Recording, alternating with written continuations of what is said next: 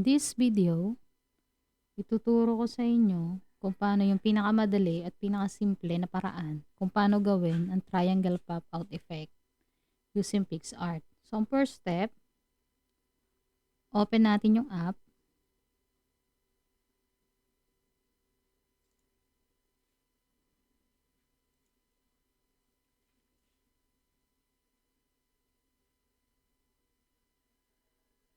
Ayan.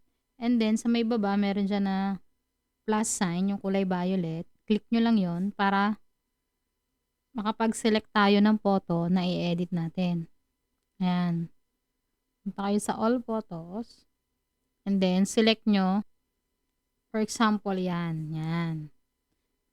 Next step, aalisin natin yung background niya. So, para maalis yung background, kailangan natin gumamit ng cut out na tool. Ito yon, cut out. Click nyo lang yan. And then, pwedeng ito yung gamitin nyo, yung outline. Ibig sabihin yan, i-outline nyo kung alin yung tao na gagamitin nyo. Pag naman itong isa, pag kinilik nyo yung person, automatic, i-detect niya yung tao. Try natin yung person. Kung ma-detect niya.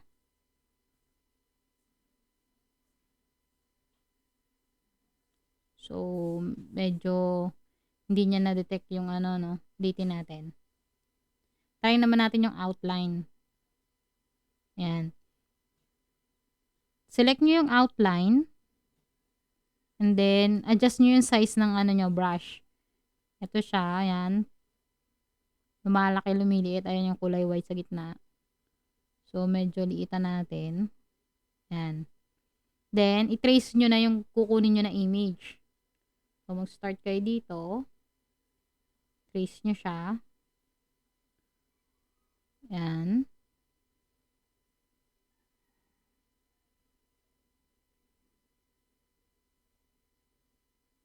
Ayun.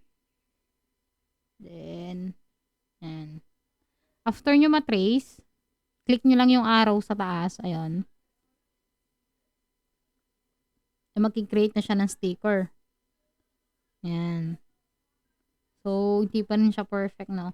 So, kapag ganyan, kailangan i-manual nyo na yung pag-select. Meron kayo ditong tool. Yung una, yung brush. Yan yung mga panglagay sa mga kulang. And then, ito yung pang-erase kung labis. And then, ito yung preview. Ayan. Makikita mo kung ano magiging itsura niya. So, try muna natin i-edit. Pwede nyo ding i-adjust yung yung laki ng brush. So, ayan. Try natin i-edit muna dito sa taas. Ayan.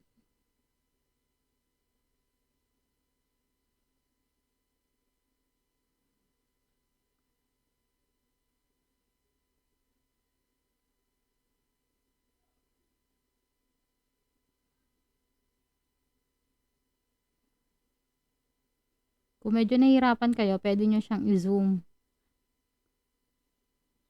Ayan.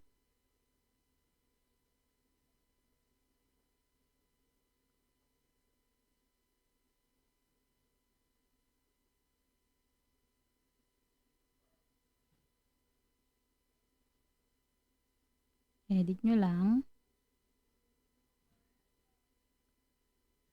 Ayan, yun yung mga kulang. Medyo lakayan na natin yung brush.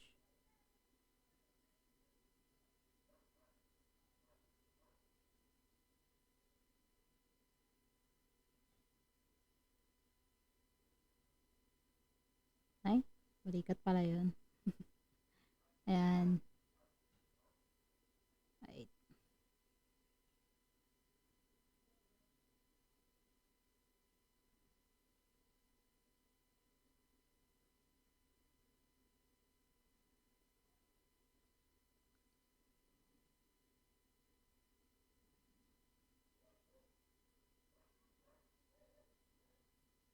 Oops, labis.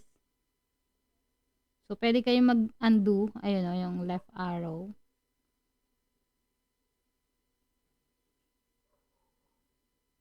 Ay, ayan. Ayan.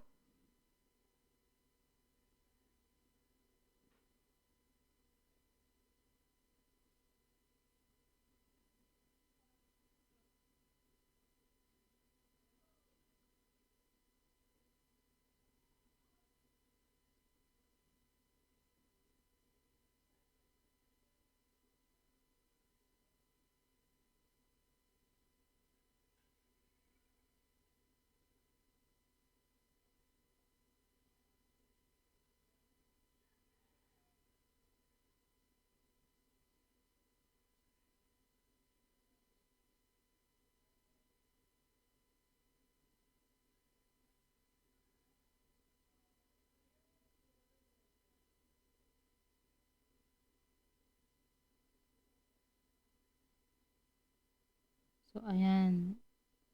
And then, dun naman sa part na hindi dapat kasama, so zoom nyo lang siya. Eraser naman yung gagamitin nyo. Resize. Pakayan muna natin.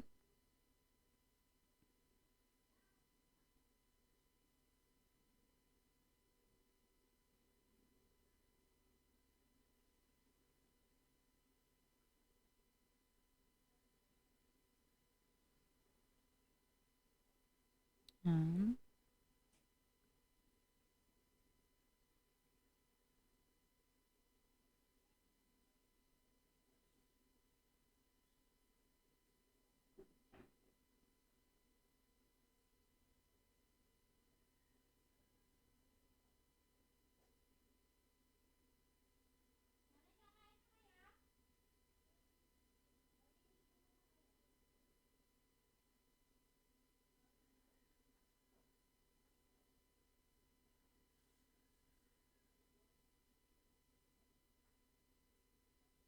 Yan. So, ay kulang pa sa may gilid. Wait. Ito. Yan. Pwede mo siya i-preview. Ayan. So, mukhang okay na. So, pag ganyan na mukhang okay na, next mong i-click is yung save. Ayan. Save mo lang. Yan. May sticker ka na.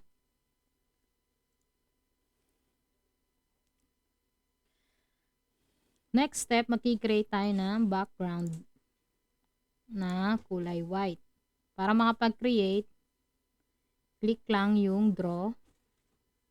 Then draw. And then, may makikita kayo dito sa dulo. Yan yung layer. Click nyo lang. So, nakaselect yung bagong layer. And then, i-fill lang natin siya ng color na white. So, ayun. Nagkaroon na siya ng white. Then, ibaba nyo lang yung background para mag-appear ulit yung photo. Yan. So, after nun, select nyo yung photo. Click nyo yung tatlong dots. Select transform. And then, resize nyo yung photo nyo. Medyo liitan nyo. Then, pwesto nyo din siya kung saan nyo siya gusto ipwesto. Mas maganda kung medyo nakatagilid. Ayan. And then, pag okay na yung pwesto, click nyo lang yung check. Isang beses lang. Ayan. And then, next step, magdo-draw na tayo ng triangle. So, para makapag-draw ka ng triangle, create ka lang ng bagong layer. Click mo yung plus, empty layer. And then, punta ka dun sa draw tools, kuha ka ng triangle. Select fill. Ibig sabihin ng para may color yung loob. Click mo lang yung okay.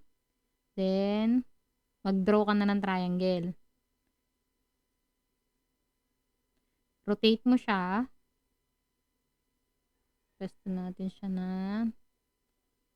ganyan. So, pesto mo siya kung paano mo siya gusto ipesto.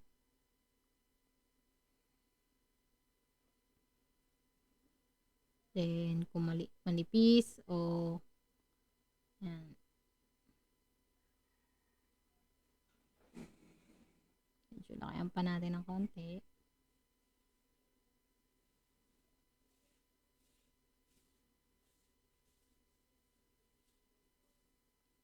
Yan. So, may triangle na tayo. Next step, buburahin natin yung labis dun sa triangle. So, click ko lang ulit yung layer. And then, babaan natin yung opacity ng triangle. Yan, para kita natin yung photo.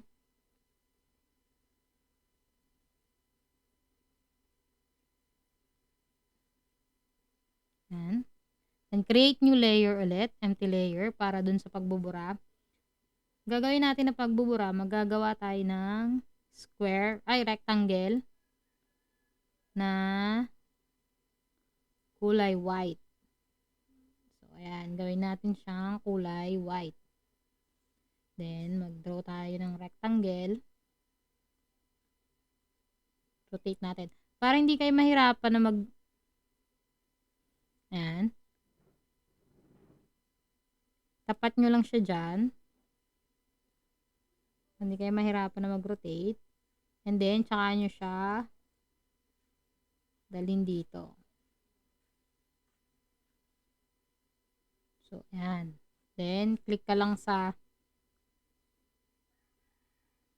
taasan na natin pa.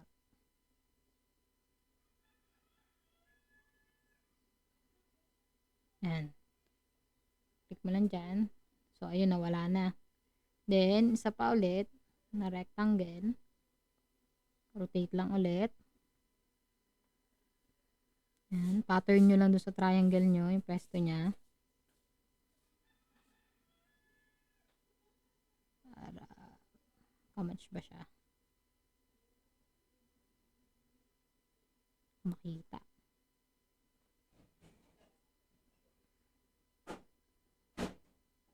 Ayan. Then, dito naman sa kabilang side. O, hindi pa siya match.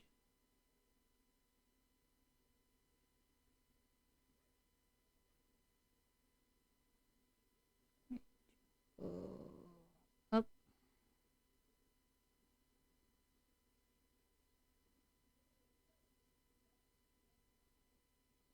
Ayun. So, triangle na siya. Then, balik ka dun sa layer. Pagpalitin mo yung pwesto ng triangle and then ng photo. Ayan. Then, yung triangle, balik mo sa 100% opacity. Ayan. So, check mo kung okay na. After nun, kung okay na, tsaka mo lang siya i-check dito. Kasi once na chinek mo to, mag-merge na yung mga layer. So, hindi mo na siya mababago. Magiging isang layer na lang siya. So, pag check mo dyan,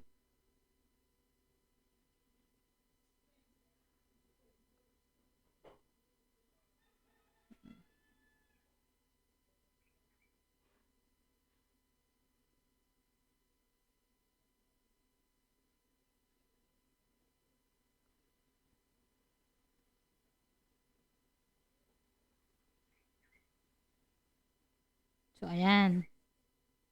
After nyan, o diba na wala yung layer, isang photo na lang siya. Next step,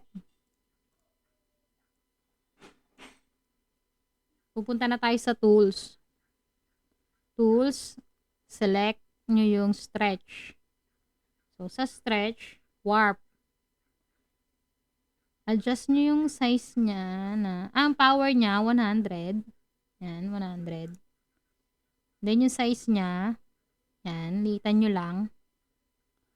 Pero mga ganyan. Try nga natin. Ito kasi yung magiging para mga drop dito. Yan. So, pag magwa-warp kayo, make sure na yung pag-warp nyo is downwards. Para maganda siyang tingnan. Medyo lakayan natin. Yan. Downwards. Warp nyo lang. Ay. Nagkamali. Andun nyo lang pag medyo nagkakamali kayo. Yan. Warp.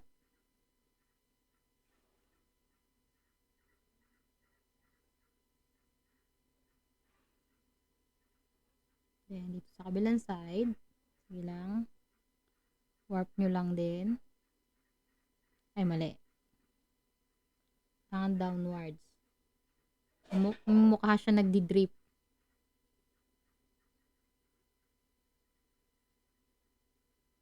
Yan.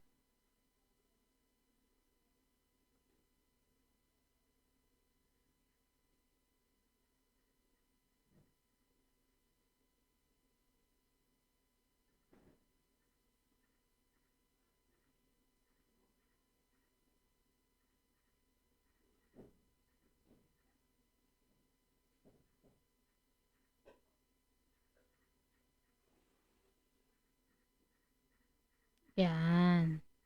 So, pag satisfied ka na,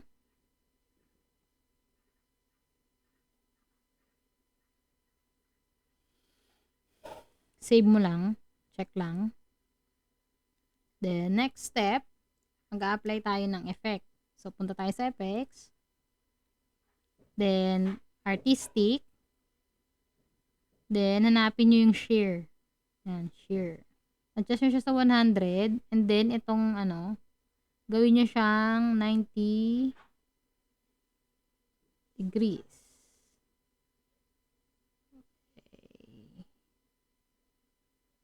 Basta yung mukhang pababa. Ayan, malapit sa 90. Yan, pwede na yan. Then, wag nyo siyang i-check. Ang gawin nyo, etong eraser sa gitna, click nyo siya. And then, may lalabas dito sa ilalim. Select nyo yung invert.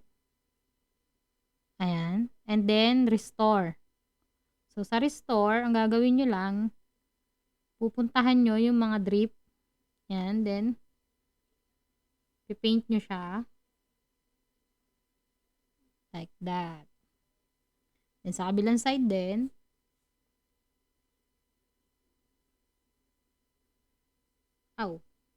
mapalaki. Yan. Yan. And then, kung may labis, erase nyo lang. Yan. So, ayan na siya. After that, save nyo lang. Check nyo lang. And, ayan na. Ayan na yung edited photo natin. Okay, kung nagustuhan nyo yung video na to, please leave a like, comment, tsaka huwag nyo kalimutan mag-subscribe. Thank you.